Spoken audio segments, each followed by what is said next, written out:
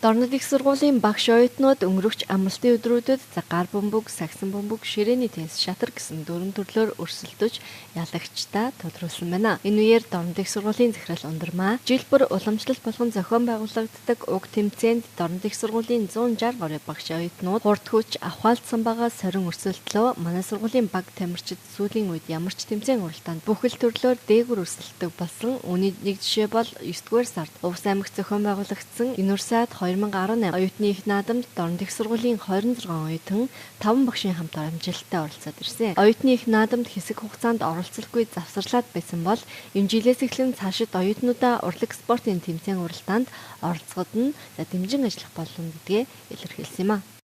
Дорнод их сургуулиас уламжлалт болгон зохион байгуулагддаг намрын спорт маадаа өнөөдөр ингэж амжилттай болж өндөрлөө. Тэгээд оролцсон баг тамирчид хамт олондоо бүгдэнд нь баярлалаа. Нийт 160 гаруй тамирчид 105 багц медалийн төлөө шатар, теннис, гар бөмбөг, сагсан бөмбөг гэсэн дөрвөн төрлөөр хурд хүчээр сорин өрсөлдснөөс шатар эрэгтэй төрөлд багш биеийн тамирын боловсролын 3 дугаар дамжааны оюутан Батхүлэг 1-р байр, Батэрдэн 2-р байр, байгалийн ухааны бизнесийн салбарын 1-р дамжааны оюутан Таш Жаргал 3-р байр, шатрын эмэгтэй төрөлд газрын засны инженерийн 4-р дамжааны оюутан Саруул Заяа 1-р байр, багш багангийн боловсролын 4-р дамжааны оюутан Болор Чимэг 2-р байр, нийгмийн ухаан хүмүүнлэгийн салбарын 1-р дамжааны оюутан Халиуна 3-р байр, теннисний эрэгтэй төрөлд Нэгтлэн бодохт бүртгэлийн 1-р дамжааны оюутан Бат Төгс 1-р байр, газрын засны инженерийн 4-р дамжааны оюутан Хатан Зориг 2-р байр, багш биеийн тамирын боловсролын 3-р дамжааны оюутан Бэлгүн 3-р байр, гар бөмбөгийн эрэгтэй төрөлд сайн учрал ахлагчтай газрын засны инженерийн 3-р дамжааны оюутнууд 3-р байр, Батцэнгэл ахлагчтай газрын засны инженерийн 4-р дамжааны оюутнууд 2-р байр,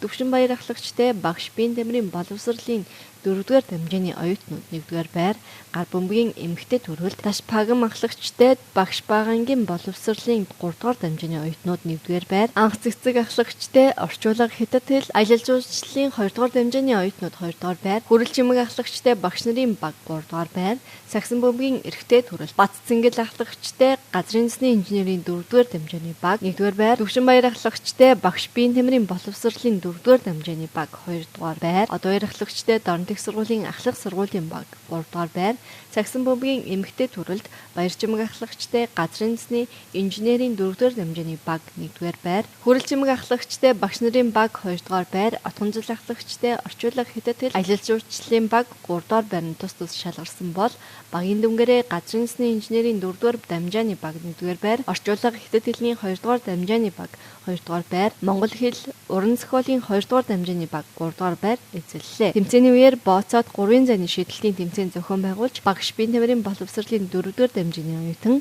Өсгөөр төрүүлсэн юм а. За сайн байцгаана та бүхэнд өнөөдрийн мэндийг хүргэе. Наваг зөвтгөрлийн отхон заагаад багш биеийн тамирын боловсролын 3-р курс оюутан намрын спортгад ерөнхий шүүгчээр ажиллаж амжилттай зохион байгуулалт туслаа. Ерөнхий 30 хэдэн баг тамирчид 150 багц медалийн төлөө өрсөлдөж маш амжилттай тэмцээн зохиогдож дуслаа. Үүнээс газар засны инженерийн 4-р курсын баг тамирчид аваргын алтан цомыг авлаа. Энэхүү багш оюутнуудын чөлөө цагийг зөв боловсон өнгөрүүлэх, гоозын хүмүүжил олгох, шалгарсан багш оюутнуудаас сургуулийн шигшээ багийг бүрдүүлэх зорилго бүхий Дорнод их сургуулийн намрын спортгад 3 өдрийн турш үргэлжилж багш оюутнууд амралтын 2 өдрийг спортлог өнгөрөөсөн байна.